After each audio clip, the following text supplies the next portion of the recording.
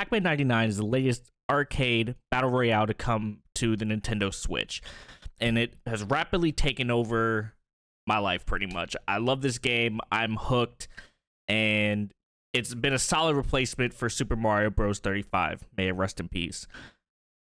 This game takes the standard maze chase game of Pac-Man and adds it with 98 other players and makes it where you are competing to be the last man standing. Now, how will you do that, you ask? Well, the first thing you need to know is the basics of Pac-Man. Most of us have played Pac-Man in some way, shape, or form growing up, but there are many people who surprisingly have not spent much time on the game and don't understand the mechanics. The main point of the game is to eat all the dots on the maze while avoiding the ghost. And there are power pellets that are in each of the four corners that allow you to then eat the ghost instead of losing a life. Now, the ghosts actually have different mechanics. There are four ghosts, all with unique names, kind of. So we have the red ghost, which is the main one you see. His name is Blinky, and he will always try to directly chase Pac-Man. While you have the pink ghost, Pinky, ironic, and the cyan or blue ghost, Inky, who will try to position themselves in front of you in order to either corner you or trap you. The last ghost, the orange one, Clyde, of course the one that doesn't rhyme with the other three names, he will switch between either chasing Pac-Man or fleeing from him. He's a bit confused. He doesn't know what he wants to do. The reason it matters on the pathing of the ghost is to be able to know what movement you should make next to try to avoid them or how they're going to approach you. So if you look to the left and the right of the center box, you see a little pathway that leads to nowhere.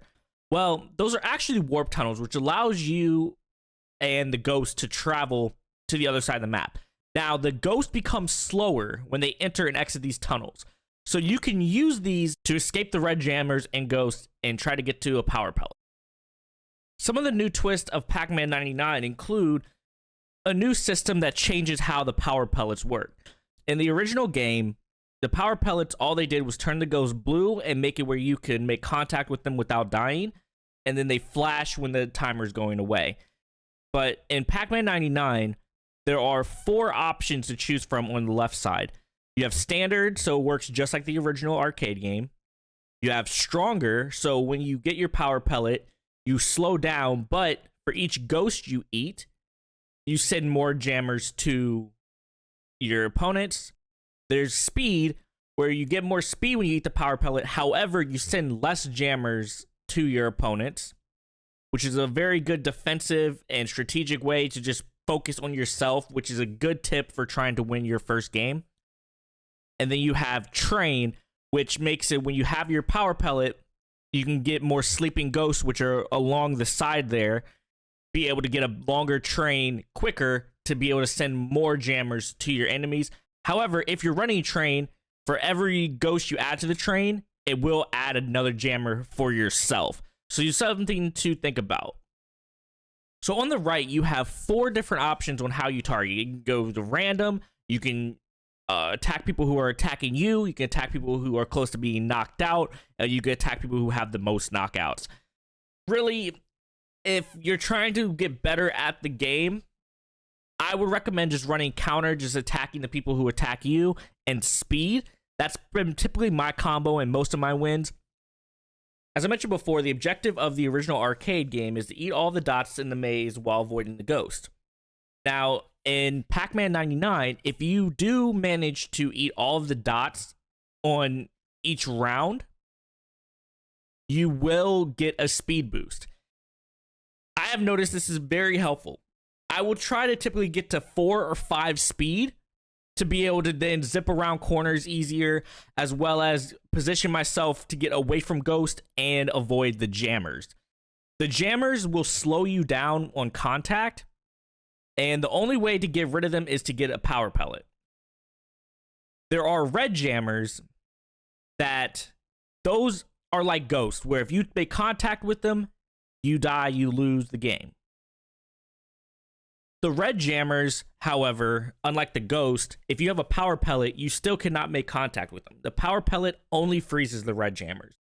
The only way to get rid of the red jammers is to grab the item or fruit that is below the center box. This will take you to the next round, and it will reset all the dots as well. Since the power pellets have such a big impact in Pac-Man 99, you have to be smart when using them.